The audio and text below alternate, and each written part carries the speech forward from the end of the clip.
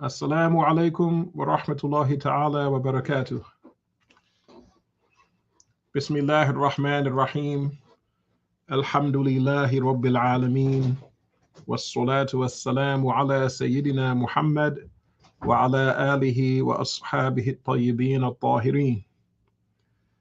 I bear witness that no one deserves to be worshipped except Allah Ta'ala, the one who has no partner and no similar, the one who has no length and no depth and no width and no perimeter, the one who is not a volume and is not in a place. And how could he be in a place when he existed before time and space? He created everything except himself, including you and your actions. Nothing occurs except by his will, both good and bad he destined to happen. He speaks without sound, letter, or language, not Arabic, Hebrew, nor Korean. He's not light. He's not a spirit. He has nothing in common with human beings. He's not in the direction of up, down, right, left, front, nor back. And whatever you imagine in your mind, Allah is different than that. And I bear witness that our noble, unrivaled, beloved Master Muhammad, sallallahu alaihi wasallam, is the slave of Allah, his final messenger, and the best of all of God's creations. May Allah unite us with him in paradise and grant us a drink from his basin.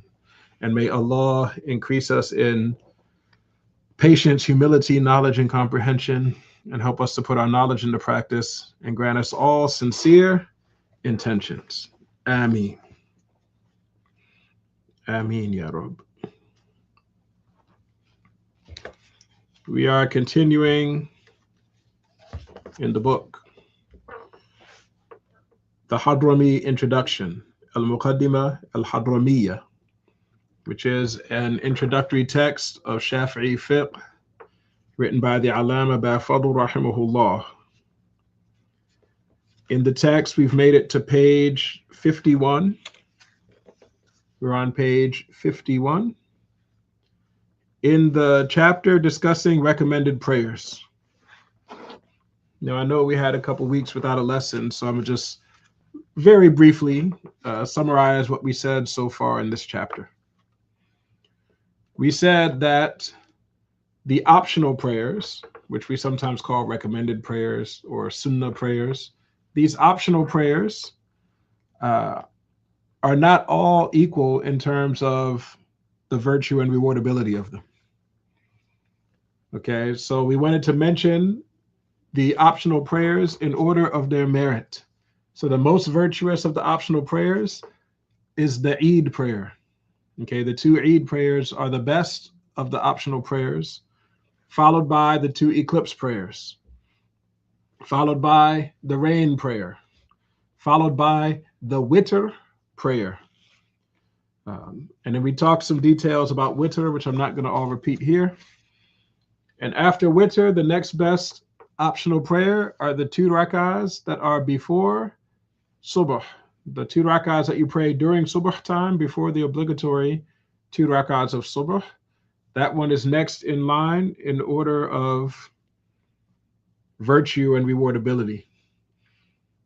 And at this point, this is usually where I say a couple of things. The first thing I say is that we know these two rak'ahs that are sunnah to pray before subh. Our Prophet sallallahu alaihi wasallam said about them that they're better than the dunya and everything in it.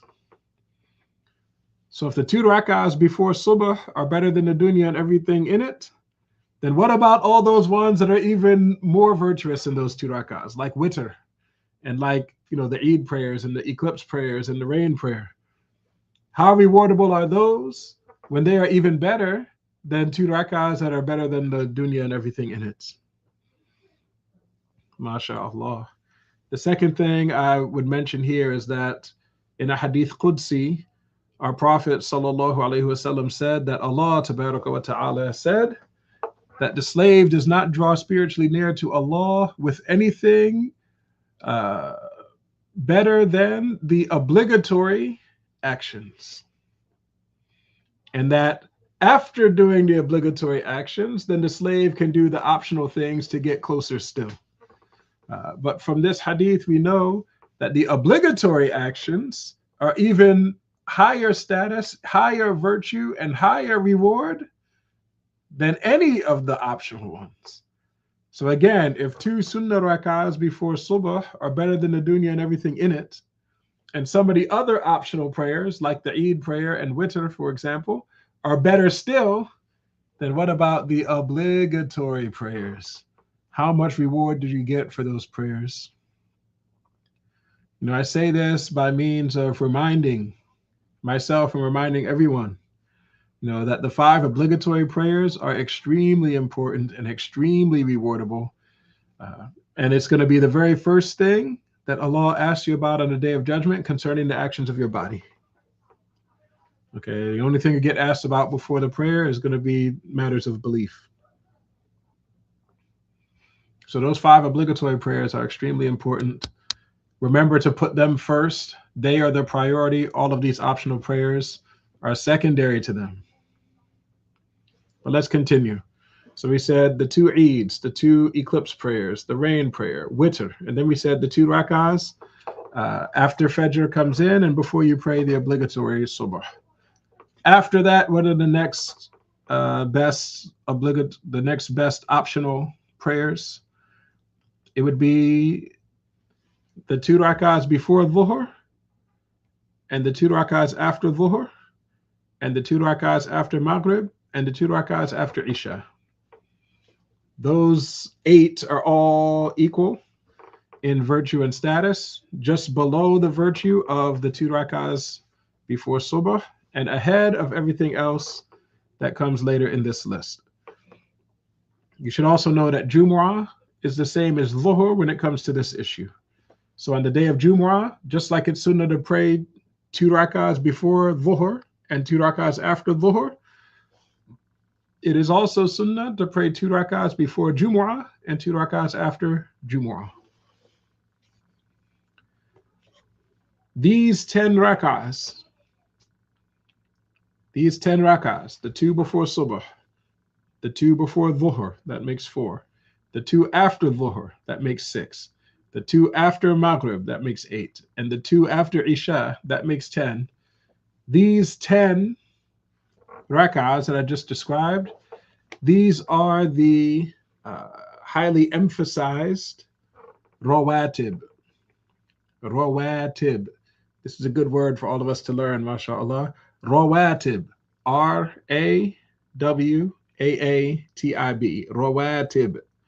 The rawatib are the sunnah salats that you do either before or after the obligatory salats. These sunnah salats have the same time that the obligatory salats have. Although some of them might need to be after the obligatory prayer, and some of them are best done before the obligatory prayer. These obligatory salats that come either before or after the obligatory salats, these sunnah salats are called rawatib. And of all the rawatib, there are 10 that are stressed, like highly stressed, highly emphasized. It's the 10 we just said. 2 before subh, 2 before dhuhr, 2 after dhuhr, 2 after maghrib, and 2 after isha. Let's continue with the list. After those 10 stressed rawatib, the next best of the sunnah prayers is Taraweeh. And we mentioned that Taraweeh is 20 rak'ahs done after you finish isha and before Fajr time comes in, and it's only done during Ramadan. You should note that the daily rawatib, the sunnah prayers that you do before and after your daily obligations, are of higher status and more rewardability than Taraweeh is. Some people, they think because Ramadan only comes once a year and you only do Taraweeh once a year, they think the rareness of it makes it better. They're like, oh, Ramadan, oh, Taraweeh. They get so happy to pray it, they think it's such a big deal, and it is a big deal. But they don't realize that the daily sunnah prayers are a bigger deal. They think because Taraweeh is rare, that you only get to do it in 1 month out of the year, that rarity, to some people, it makes them think its status is higher. But actually, Allah in His mercy and generosity, He gave us a thing we can do every day, which is better than Taraweeh. MashaAllah. After Taraweeh, the next one in the list is the Duha prayer. The Duha prayer, we said its time begins when the sun has risen a spear's length, which is roughly 20 minutes after sunrise. And it goes until just a moment before Dhuhr comes in. And we said that that salat is an even number of rakahs, 2, 4, 6, or 8. After that, he mentions in the book that there are 3 that are also on the same level: the 2 rakahs of ihram, the 2 rakahs of tawaf, and the 2 rakahs you pray to greet the masjid. And I mentioned that although the writing of the book, the wording in the book makes it seem like these 3 are all equal, we said that the stronger opinion is that the 2 rakahs of tawaf, going around the Kaaba, and the 2 rakahs of greeting the masjid are actually better than the 2 rakahs of ihram, the 2 rakahs you pray before you start your hajj or your umrah. So, they're actually not all on the same level. The 2 rakahs of ihram are of slightly less virtue than the 2 rakahs you pray upon completing tawaf and the 2 rakahs you pray to greet the masjid. And I believe we were talking when the lesson ended last time, we were giving details about greeting the masjid. So let's pick up there, insha'Allahu ta'ala. Greeting the masjid, we were saying that there are 2 aspects that pertain to greeting the masjid. One aspect is that it is sunnah to pray when you enter a masjid, to pray 2 or more rakahs. It's sunnah and therefore rewardable. The other matter is that it is disliked for a person to sit in a masjid if they have not prayed 2 or more rakahs. So the issue of praying 2 or more rakahs carries with it a promise of reward because it's sunnah, and carries with it a dislikedness if you sit without doing it. And one thing that I don't know if it was clear last time is that the author, let's read what the author says here. The author says, it is 2 units or more, whether one intends it or not. This phrase that the 2 rakahs to greet the masjid, which can be more than 2 rakahs, that salat, he said, it occurs whether you intended it or not. What he means by that is that if you walk into a masjid and you pray 2 rakahs with the intention of greeting the masjid, then that counts as a tahiyya salat. It counts as a greeting salat, and you get the reward for it. But he says if you did not intend it, like if you went in and you prayed 2 rakahs as a sunnah, like say you went in at dhuhr time, you prayed 2 rakahs because it's sunnah to pray 2 rakahs before you pray dhuhr in the group. And so the 2 rakahs you prayed, your intention was sunnah of dhuhr. Your intention was not to greet the masjid. According to what's written in the book, it still counts as greeting the masjid. Like whether you intended to greet the masjid or not, it still counts. And what I was trying to explain is that this wording is a little bit unclear. It causes a little bit of confusion. So to clarify what the ruling of the madhab is in this case, in order to get the reward of greeting the masjid, of doing this salat to greet the masjid, you have to intend it. Okay, if you did not intend to greet the masjid, you will not get the reward of praying the tahiyya salat, the greeting salat. So you have to intend it to get that reward.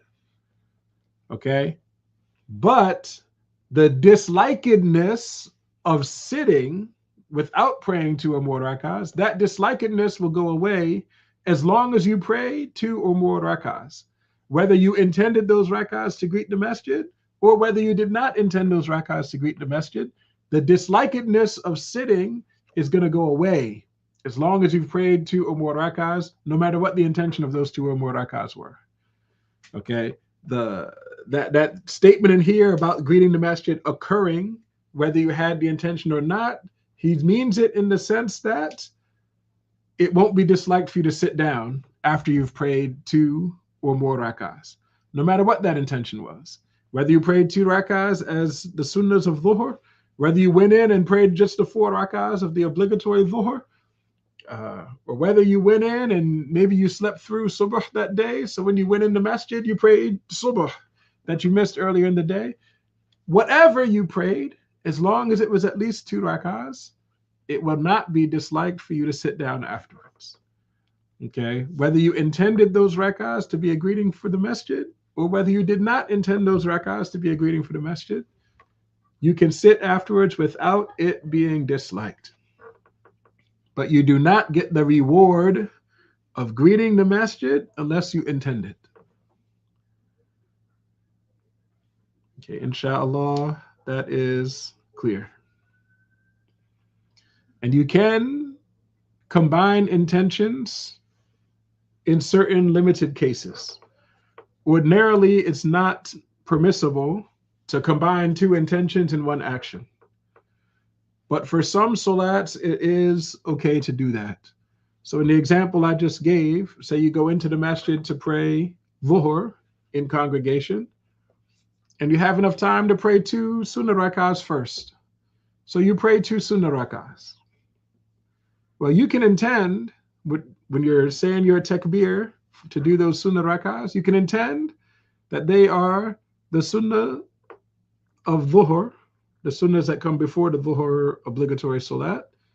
And you could also intend for them to be greetings to the masjid. You can make both intentions for the same 2 rakah prayer, and then you'll get rewarded for both of those intentions. You get the reward of the sunnah and the reward of greeting the masjid because you intended it to be a greeting to the masjid. And there are also some other salats that it's okay to combine them in with the intention, with like a different intention in the salat. And that includes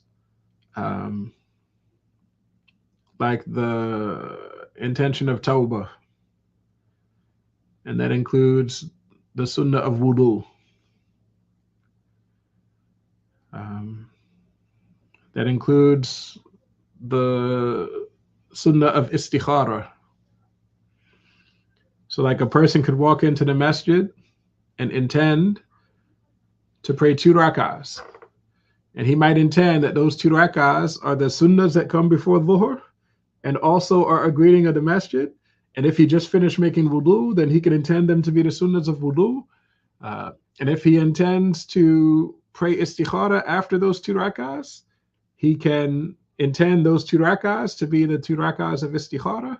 And if he's making tawbah for some sin that he did, he can also intend those 2 rakahs to be 2 rakahs of tawbah.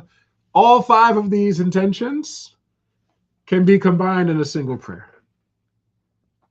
This is not ordinarily, it's not ordinarily possible to combine intentions, but this is one of those special cases where you can do it. And it's because the details of these prayers happen no matter what.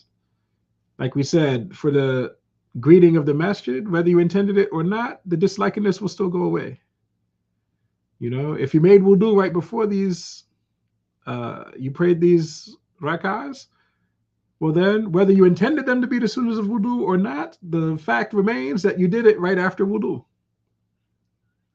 You know, if you're going to read the istikhara dua afterwards, then the fact is that these 2 rakahs are before your istikhara.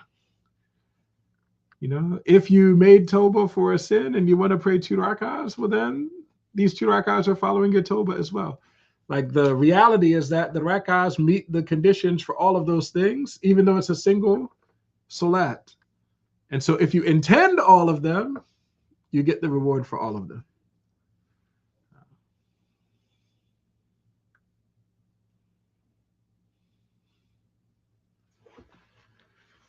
MashaAllah. Let's reread again what he calls the salutation prayer. That's the greeting for the masjid. He says, may Allah have mercy on him, The salutation prayer can occur with the obligatory prayer or the supererogatory. When he says supererogatory, he means the optional prayer, the sunnah prayer. It is 2 units or more, whether one intends it or not. And it is repeated as often as one repeats the entrance. Meaning if you keep going in and out of the masjid, well then every time you enter, it's sunnah to do another greeting for the masjid. Its time ends with one sitting, whether on purpose or out of forgetting, and the time period is long. What he means here is that you missed your chance to greet the masjid if you sat down on purpose. Then you've now missed your chance to do the greeting prayer. And the other situation where you miss your chance to do the greeting prayer is if you sat down forgetfully, like you didn't realize that you hadn't prayed yet. And so out of forgetfulness, you sat down, but you remained sitting for a long time. Then that also will mean that you missed your chance to greet the masjid.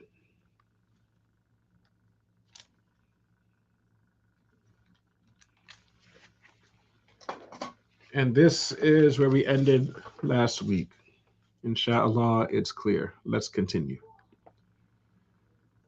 The next set of sunnah salats that he's going to mention, these sunnah salats are not recommended. So I mentioned earlier that there are rawatib salats that come either before or after the obligatory salats. And I mentioned that 10 of those rawatib are emphasized. Which 10 are emphasized? 2 before subh, 2 before dhuhr, 2 after dhuhr, 2 after maghrib, and 2 after isha. In this paragraph, he's going to mention some more rawatib salats, but these rawatib, and remember, rawatib means sunnahs that you do before or after the obligatory prayers. These rawatib are not emphasized, so they're not the same as the 10 we mentioned earlier. What are some of these additional rawatib? The author, may Allah have mercy on him, says, it is recommended to increase 2 units before al-dhuhr and before al-jumu'ah. Okay, so we already said that it's stressed, it's emphasized, and emphasized sunnah to pray 2 rakahs before dhuhr.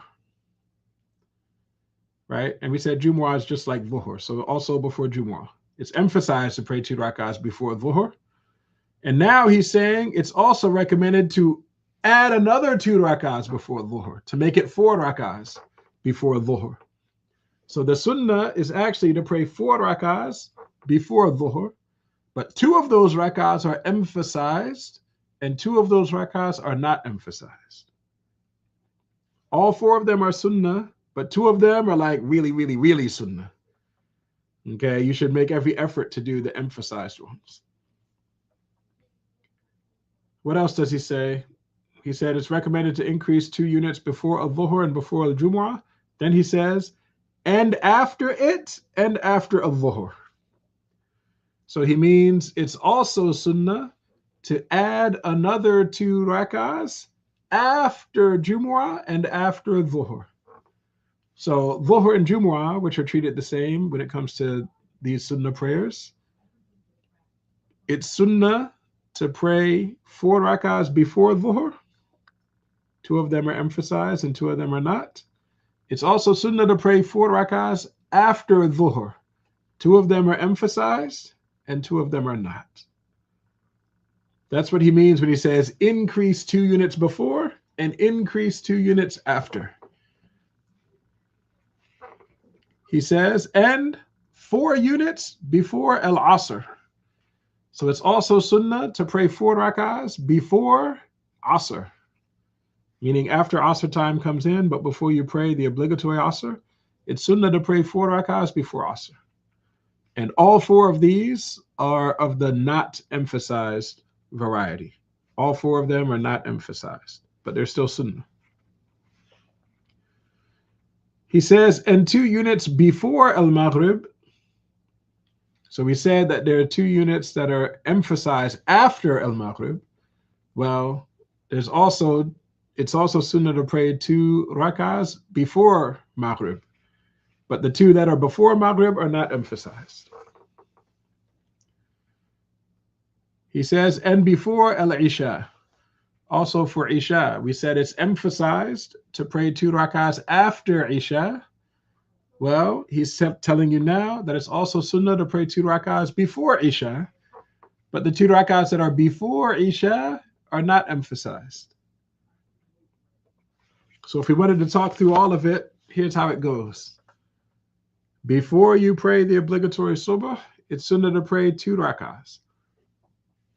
Then when dhuhr time comes, it's sunnah to pray 2 rak'ahs before dhuhr, which are emphasized, and sunnah to add another 2 rak'ahs, which are not emphasized, before dhuhr. After you pray dhuhr, it's sunnah to pray 2 rak'ahs, which are emphasized, and it's sunnah to pray another 2 rak'ahs, which are not emphasized. Then when Asr time comes, it's sunnah to pray 4 rak'ahs before Asr, none of which are emphasized. Then when Maghrib comes, it's sunnah to pray 2 rak'ahs before Maghrib, which are not emphasized, and to pray 2 rak'ahs after Maghrib, which are emphasized. And when Isha time comes, it's sunnah to pray 2 rak'ahs before Isha, which are not emphasized. And then after Isha, it's sunnah to pray 2 rak'ahs, which are emphasized. Okay, these are the rawatib. 10 of them are emphasized and the others are not. The author, may Allah have mercy on him, says,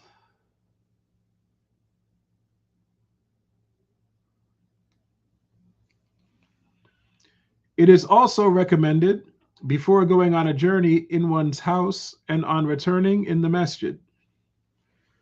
He's saying it is also sunnah if you're going to go on a journey to pray 2 rak'ahs in your house before you leave your house to make your journey. It's sunnah to pray 2 rak'ahs before your journey where? In your house.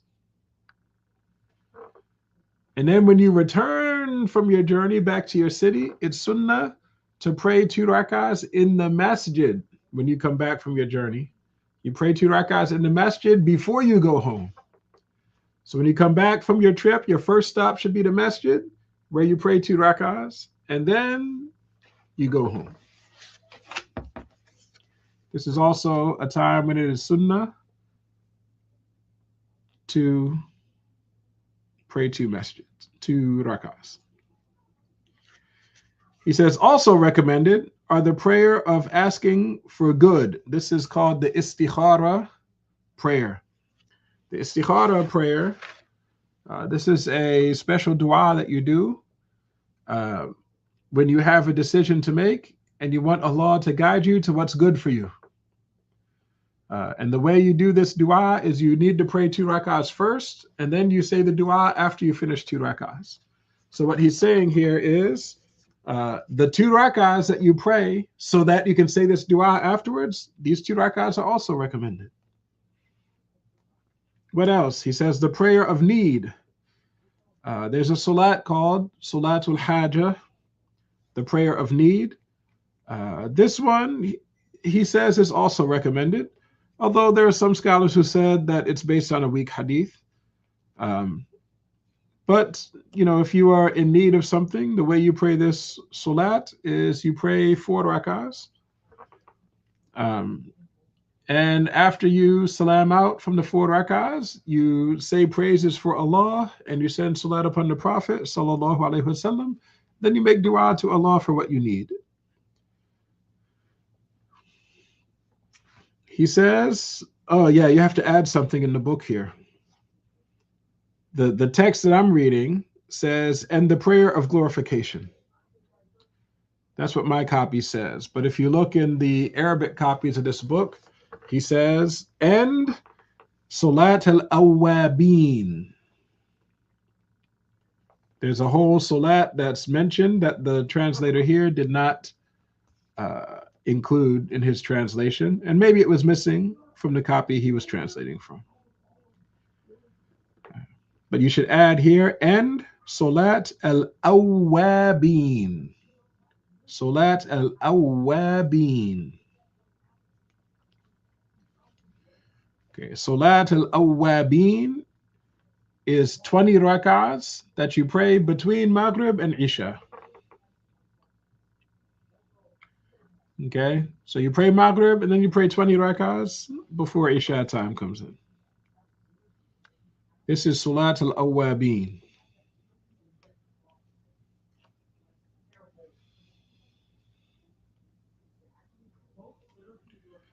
He says, and the prayer of glorification. This one is called Salat at-Tasbih. Salat at-Tasbih. The prayer of glorification. This one is also a sunnah. The prayer of glorification is 4 rak'ahs.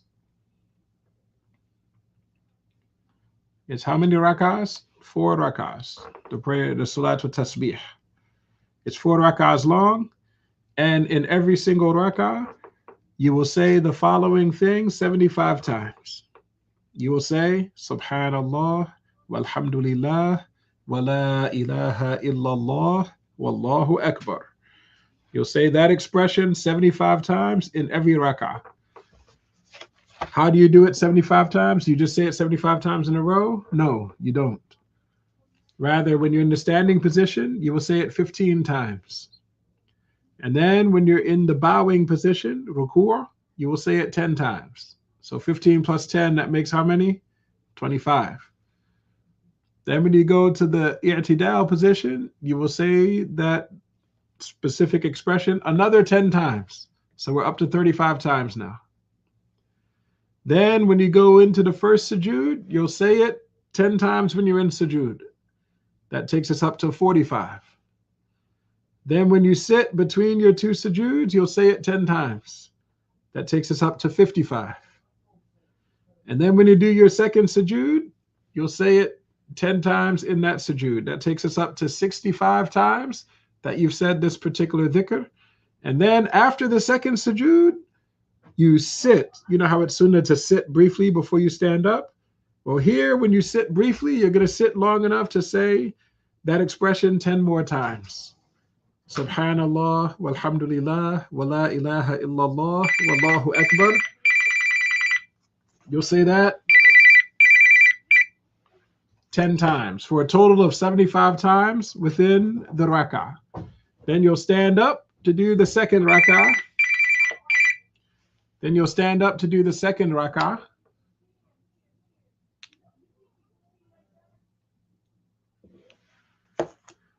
And in the second rak'ah also, you'll say it 75 times according to how I described it. The third rak'ah the same way. The fourth rak'ah the same way. When you pray these 4 rak'ahs in this way, this is called Salat at-Tasbih, the prayer of glorification. It also is a recommended salat. Page 52. It says, whoever misses, scratch out this word appointed the first time it shows up. It should say, whoever misses a prayer with an appointed time. Whoever misses a prayer with an appointed time. So scratch out the first time that the word appointed appears here. He says, whoever misses a prayer with an appointed time, one makes it up, and he does not, one makes it up. We'll pause there. So he's saying, if you miss a prayer, but a prayer that has a time, okay, some prayers have times. The 5 obligatory prayers have times. The rawatib prayers that you do before and after them have specific times when they're supposed to be done. All right, the Eid prayer has a time. The witr prayer has a time. Okay, tahajjud, for example, has a time. These prayers that have a time, if you miss it, all right, if you miss doing it, you can make it up afterwards. You can make it up after its time goes out. And there's no limit. There's no limit to how long you can make it up for. So, for example, if you forgot to pray 2 rakahs before subh today, you just prayed the obligatory subh right away. Well, even though it's now nighttime, you can pray those 2 rakahs right now from before subh that you missed. You can pray them right now. Okay, any prayer that has an appointed time, if its time goes out, you can make it up. Make up the prayer you missed. If you miss an obligatory prayer, well, then you're obligated to make it up. And if you miss the optional prayer, well, then you have the option of making it up. But these prayers, they don't expire. If the time goes out, you can still make it up later. It says, and he does not make up something which has a reason. So some of these sunnah salats, they don't have specific times, rather they have reasons why you pray it. So the eclipse prayer, for example, has a reason, not a time. You're praying it because the sun is in eclipse or the moon is in eclipse. So you can only pray it while the cause is there. So while that sun is undergoing eclipse or while the moon is undergoing eclipse, that's the only time you can pray it. If the eclipse is over, then you missed it. You can't make it up once the cause is gone. The sunnah of greeting the masjid, for example, you need to pray it before you sit down. Once you sit down, you miss your chance. It's gone.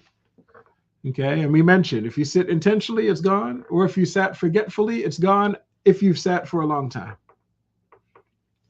These prayers have causes, and they cannot be made up. They cannot be made up. The rak'ahs that you do after making wudu, those rak'ahs have a cause. So if you made wudu and you didn't pray them afterwards, then you missed your chance. Salat al-duha has a time. So if you miss praying Salat al-duha, you can make it up later. Okay, it's important to understand all of these optional prayers, which ones have specific times and which ones have causes. The ones that have times, you can make up even if you miss it. The ones that have causes, you cannot make up. The author, may Allah have mercy on him, continues. He says, there is no limitation for the general supererogatory prayers. Okay, when he says general supererogatory prayers, he's going now to a new category of prayer. We just said that some prayers have a special time, right? And some prayers have a cause. But there's some sunnah prayers that don't have either. They don't have a time or a cause. These ones are called an-nafil al-mutlaq. They're optional prayers that are they're just general. Okay, you do it whenever you want. Whether it's a time or a cause or whatever, you can do the general supererogatory prayer whenever you feel like doing it, except that there are 5 times when such prayers are forbidden, which we covered earlier in the book.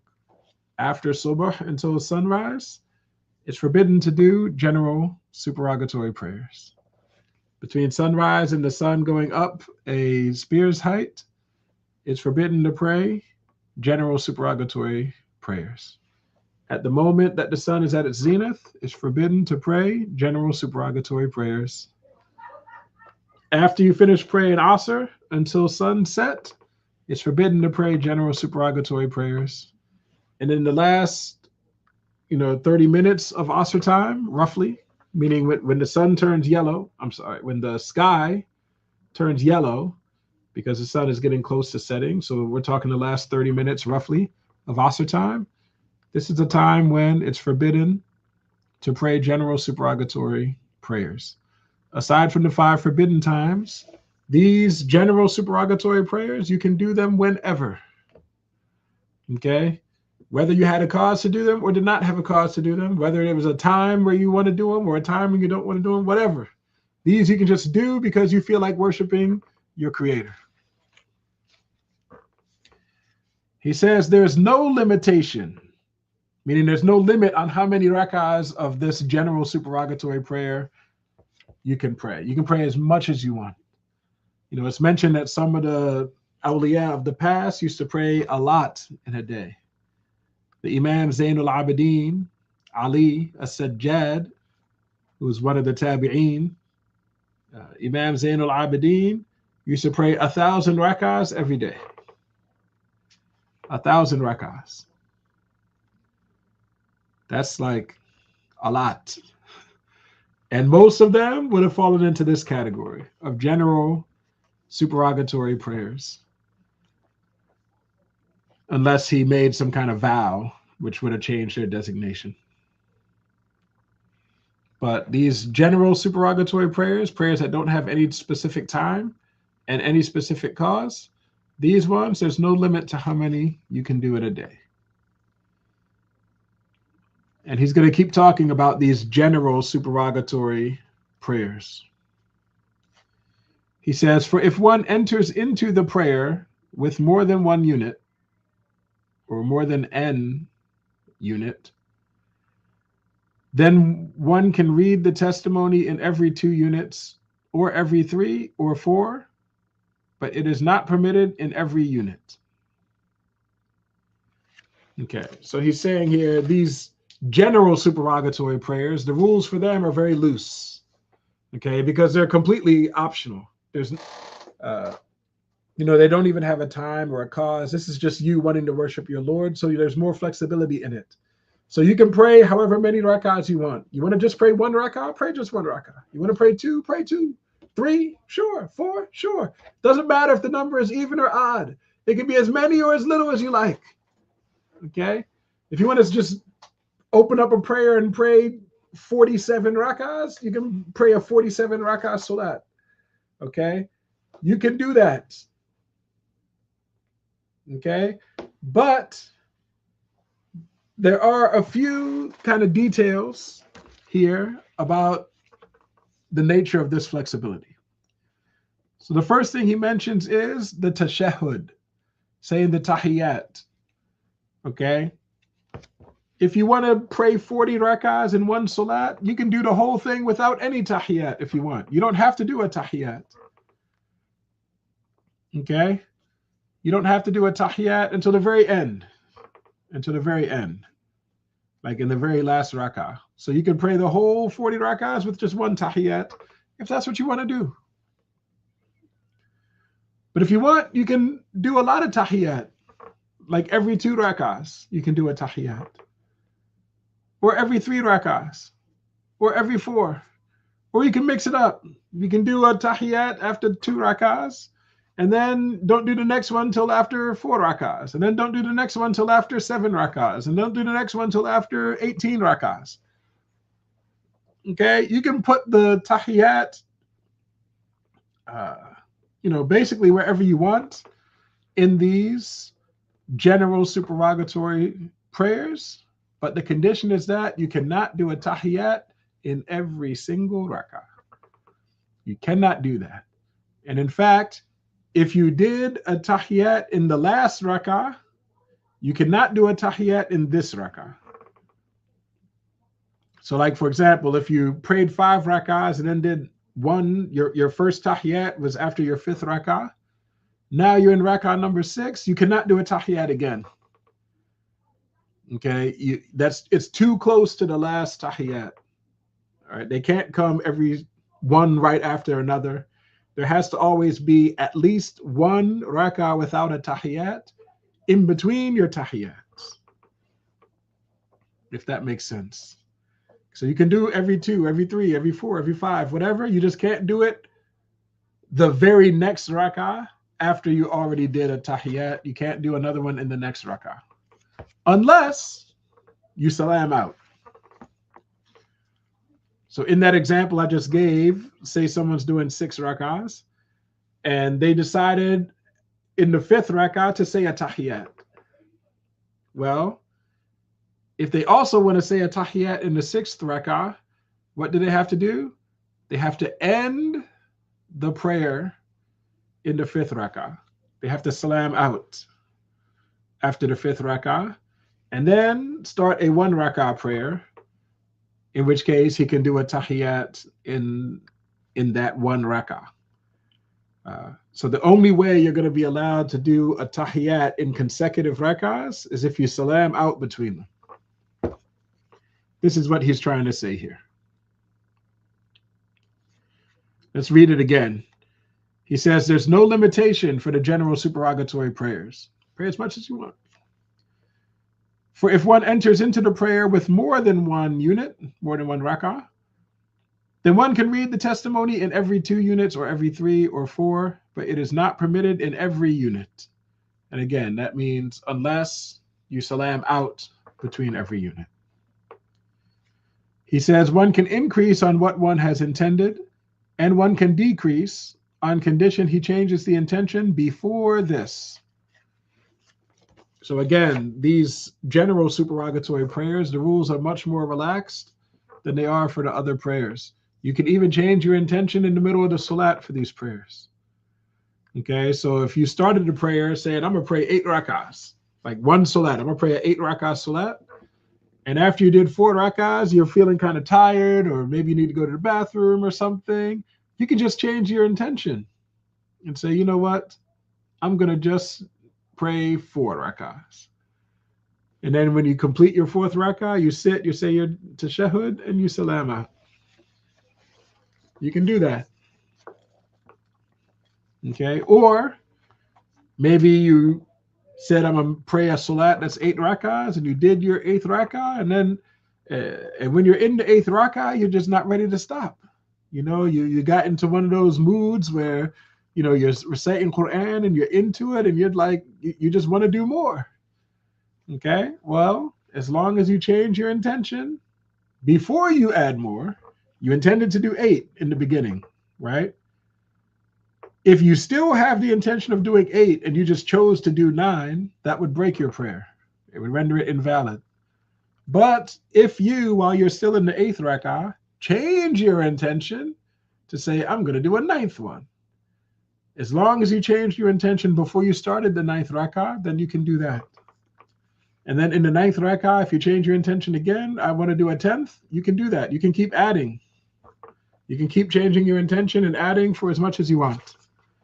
This is not something you can do in other prayers. This freedom exists only in the general supererogatory prayer.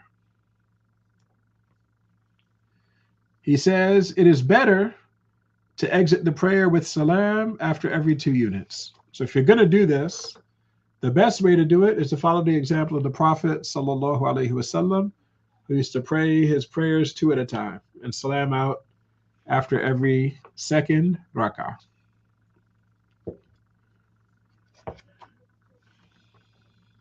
If you have questions, put them in the box. I'm going to get to them very shortly, inshallah. He says, elongating the standing is better than increasing the number of units.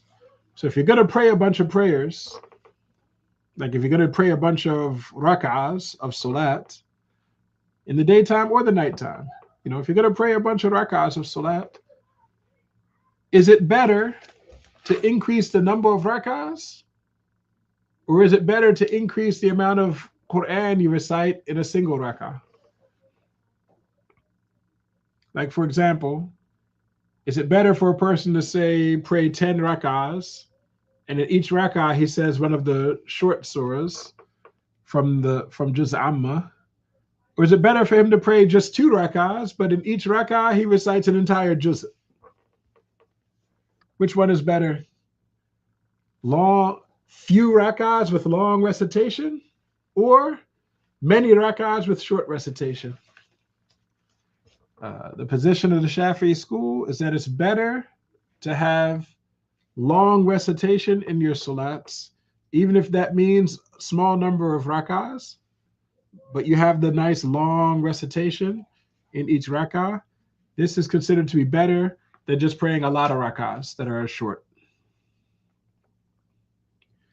He then says the absolute supererogatory.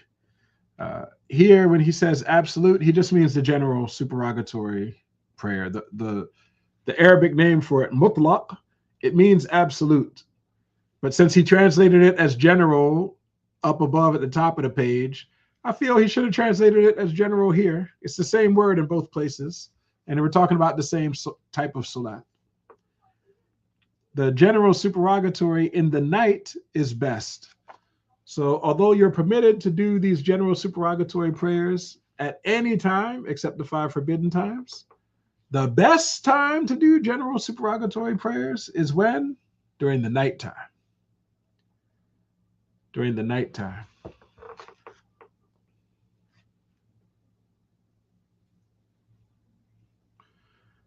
He says, in the last half or the middle third is best. What does that mean? The last half or the middle third is best. What he means is these prayers are more rewardable and more virtuous if they're done at nighttime. And not every part of the night is equal in this regard. Some parts of the night are even better for salat than other parts of the night. And in order for you to figure out which part of the night is the best part of the night, it depends on how you, in your own mind, are dividing up the nighttime. So if you consider the nighttime to be split in half, if you divide the night into 2 parts, a first half and a second half, well, if that's how you're conceiving of the nighttime, well then the best time to pray is the second half. The second half is more virtuous than the first half of the night. But some people, they don't imagine the night to be split into halves. Some people, they conceive of the night as being split into thirds. So if you split the night 1/3, 1/3, 1/3, if that's how you do it, well then the middle third is the part that has the greatest virtue.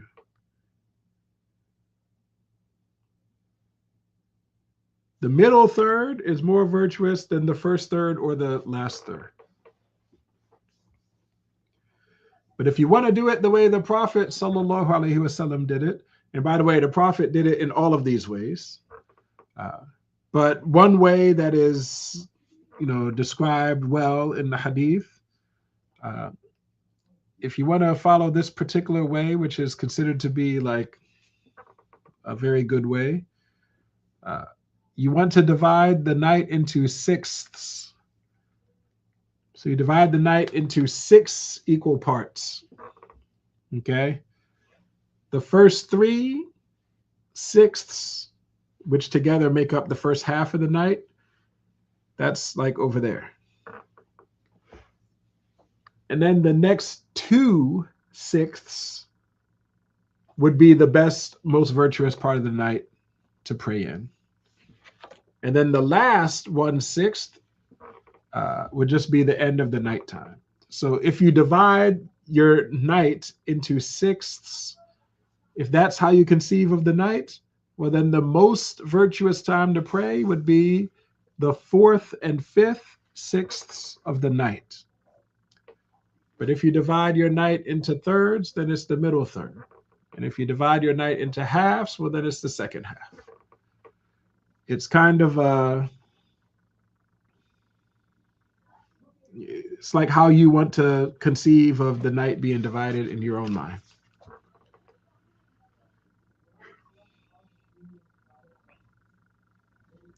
The author, may Allah have mercy on him, continues.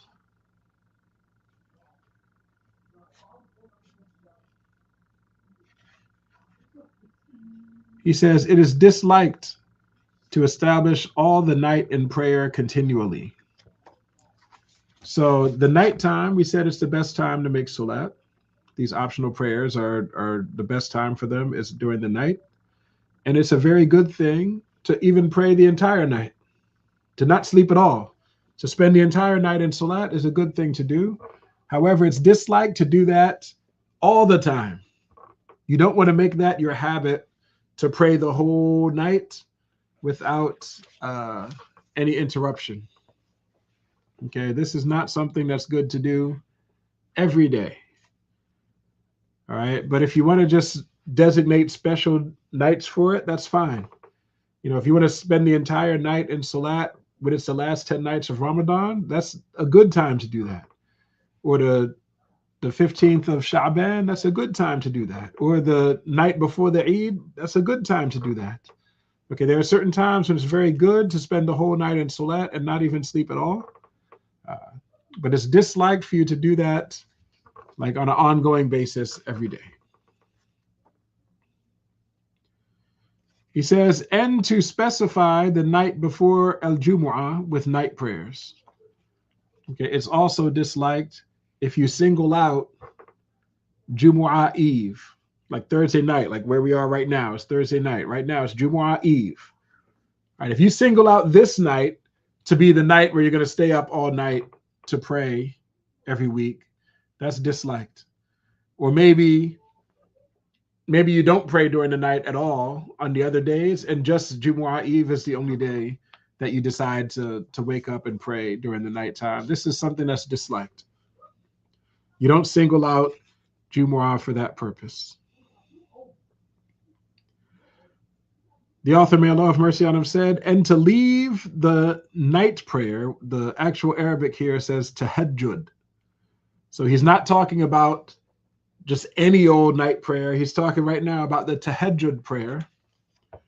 And the tahajjud prayer is a general supererogatory prayer. So it falls in the category of general supererogatory prayers. The difference, though, is that it's called tahajjud if you woke up from your sleep in order to do it. So if you prayed Isha, for example, and then you went to bed, and then you woke up during the night to pray, those prayers that you prayed after waking up, those prayers are called tahajjud.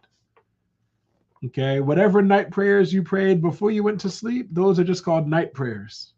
The ones you pray after waking up, those are tahajjud.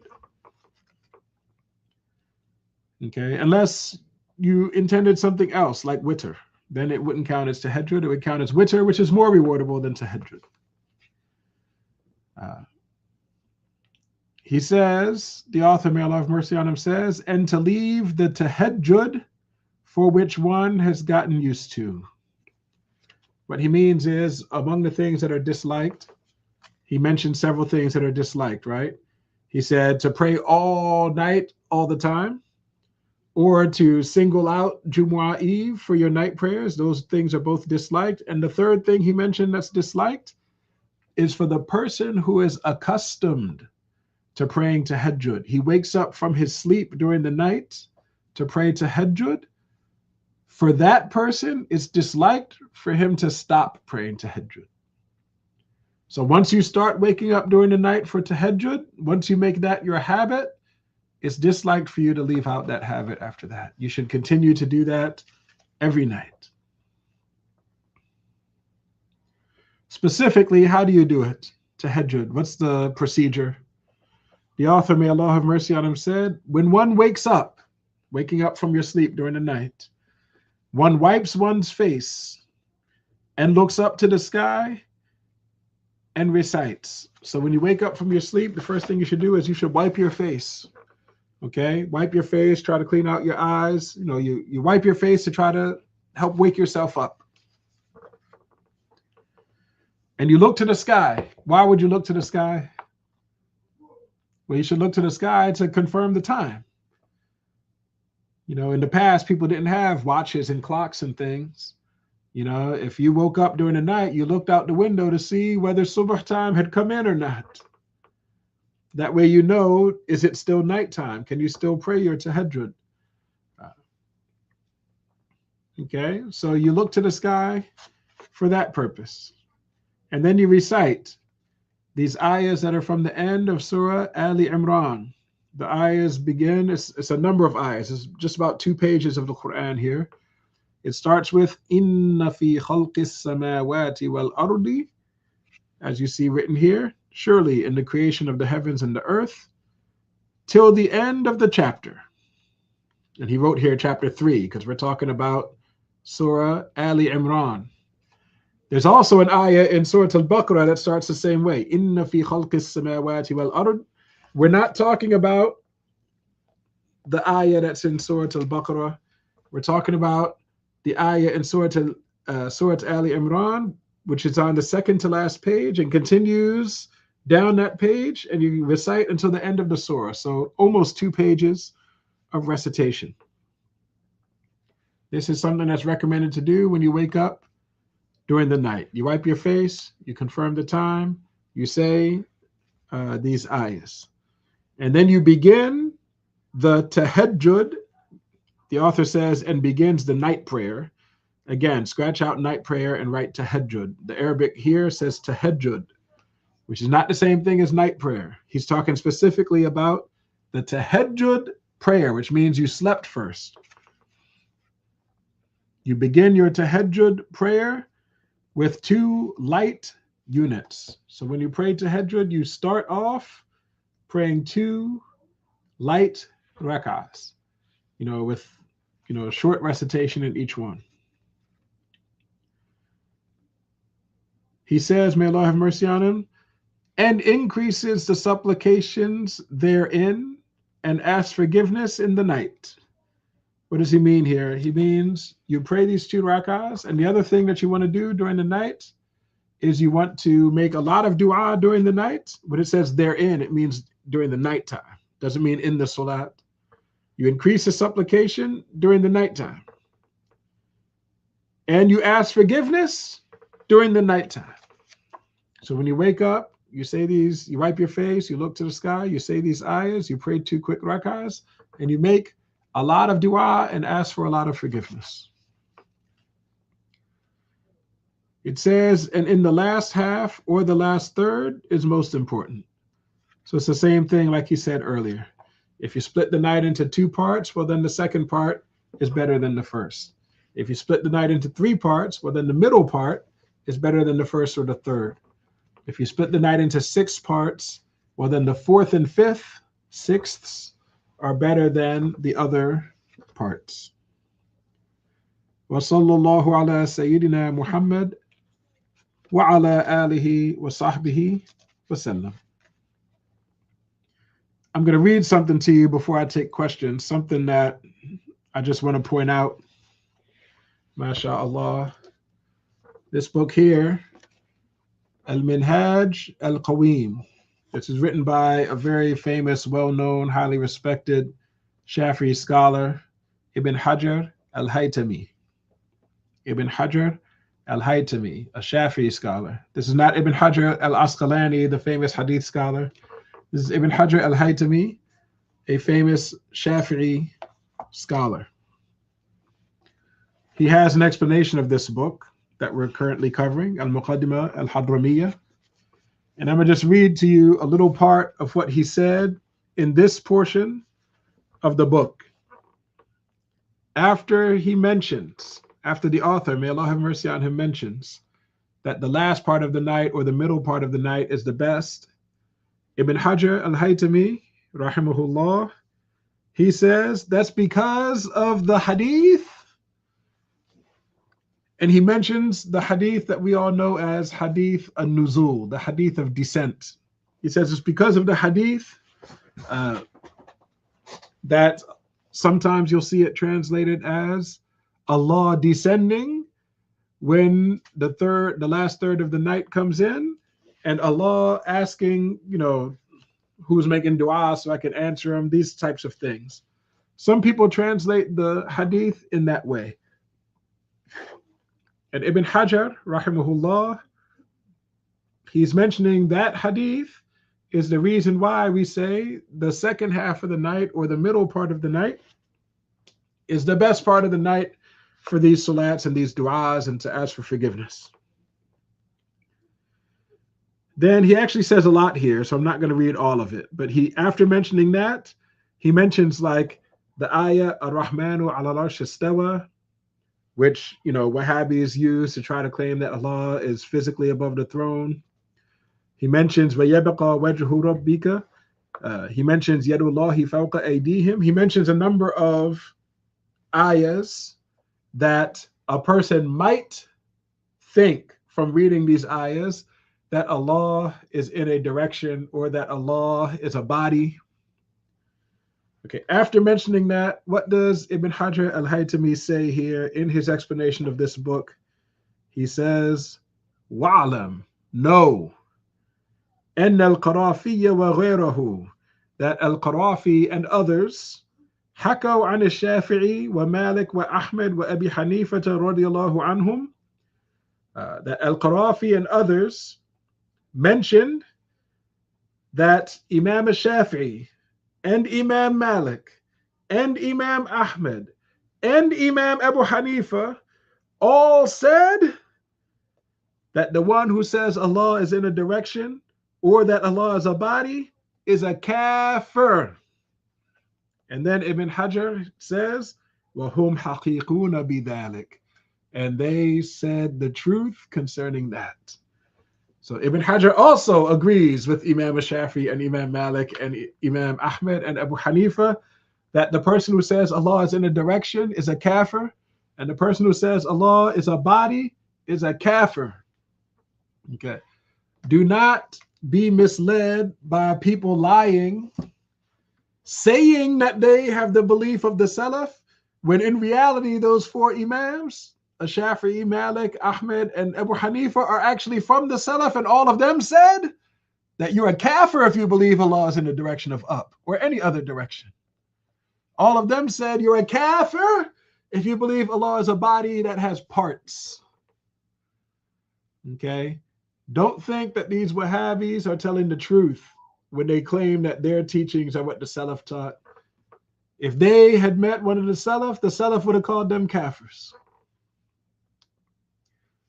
And the great Shafi'i Imam Ibn Hajar al-Haytami mentioned that here in this part of the book.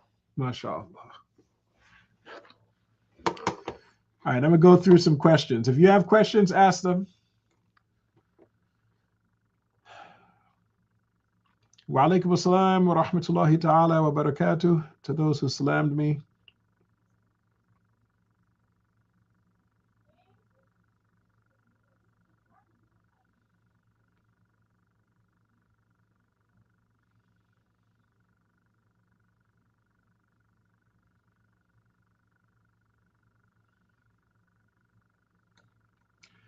Someone asked, can you intend to make up, for example, 2 rakahs for Fajr and 2 rakah for entering the masjid? So I don't know if you're asking to do them at the same time or to make them up separately. But you can walk into a masjid, say you didn't pray Fajr that morning. You can walk into a masjid, pray your 2 rakahs to make up the Fajr you missed, and those 2 rakahs will count as greeting the masjid. Okay, they will count as greeting the masjid in the sense that it won't be disliked for you to sit down. Okay, in the sense that it will not be disliked for you to sit down.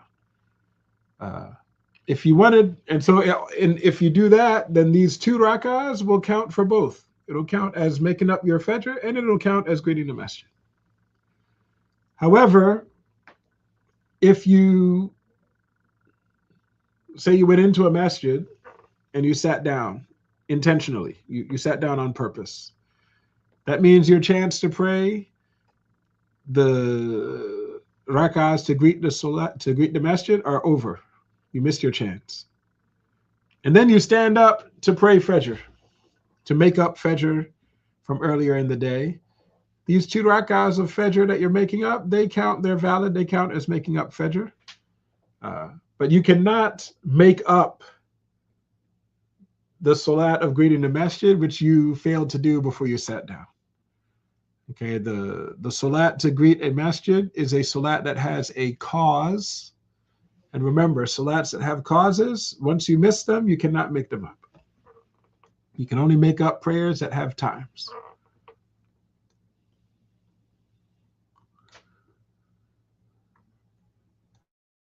Okay, someone here asks,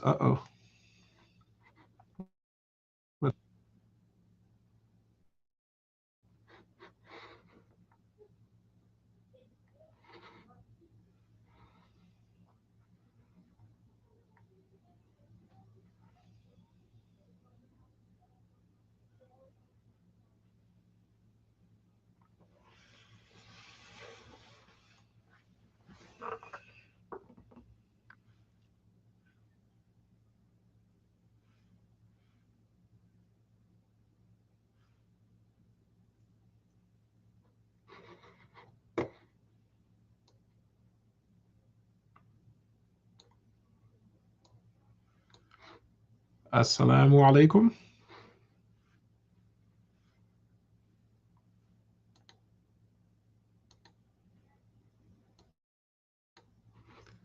Something strange just happened with my computer, mashallah. If you can hear me, type something in the box. My camera appears to no longer be capturing my picture. I see your picture. Are you working? You see my picture? I don't see my picture, but if you see it, then yeah, let's just continue It's that. frozen, but that's not from my It's side. frozen, huh? Okay, well, I'll just do this and maybe that'll unfreeze it. Now put it back. Yeah. Inshallah. It's still frozen. I don't know what's going on. Yeah, well, Yeah, that's from your side, CD. yeah, it's from my side. I don't know what's going on here. Anyway, next question. Someone said, where was I? Someone asked, can one combine a sunnah with the first two rak'ah, salam out, then make the witr? So he's talking about shafa' and witr. So you know it's sunnah to pray witr. And witr needs to be an odd number of rak'ahs.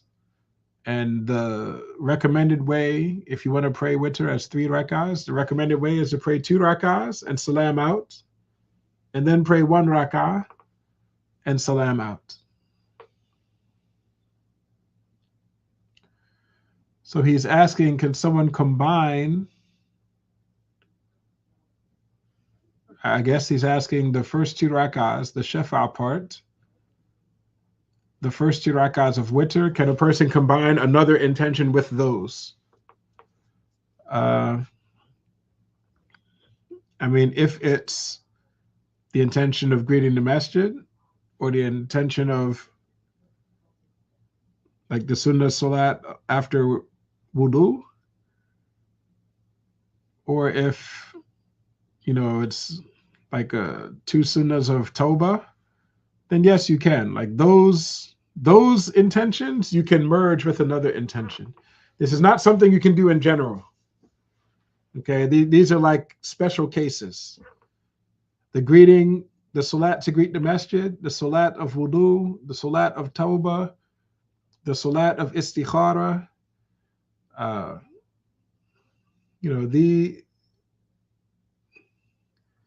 these particular salats, you can combine their intention with other salats.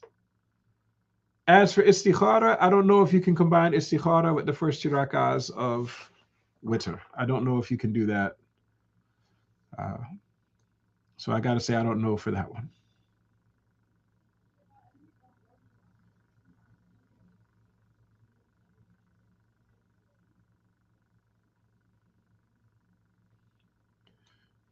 Okay, yes. So yes, you can combine the wudu sunnah with the 2 rak'ah, the first 2 rak'ahs of witr. Yes, you can.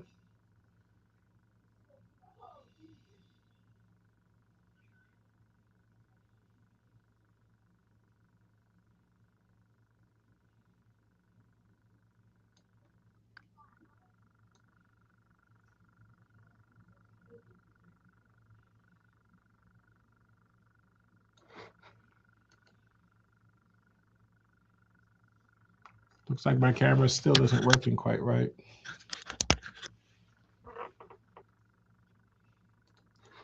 Oh, well. Next question. Someone asked, wa alaikum assalam, brother, said, say a person missed Asr and the prayer of Maghrib is starting. Do you make the intention to pray Asr, or do you offer Maghrib and afterwards offer Asr?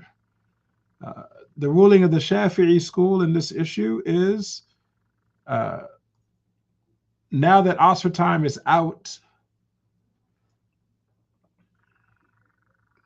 the Shafi'is, I'll put it like this. The Shafi'i school does not require Asr to be done before Maghrib.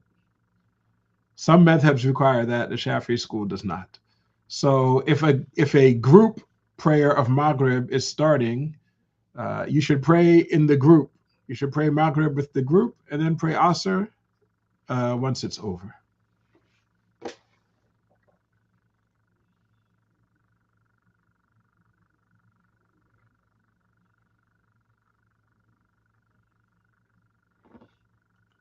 All right, I think that's all the questions. So, alhamdulillah.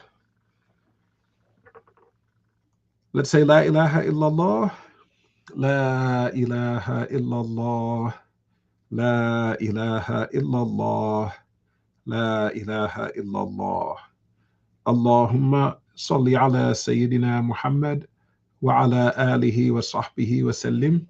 Allahumma salli ala Sayyidina Muhammad wa ala alihi wa sahbihi wa sallim. Allahumma salli ala Sayyidina Muhammad wa ala alihi wa sahbihi wa sallim. رب اغفر لي وللمؤمنين والمؤمنات رب اغفر لي وللمؤمنين والمؤمنات رب اغفر لي وللمؤمنين والمؤمنات.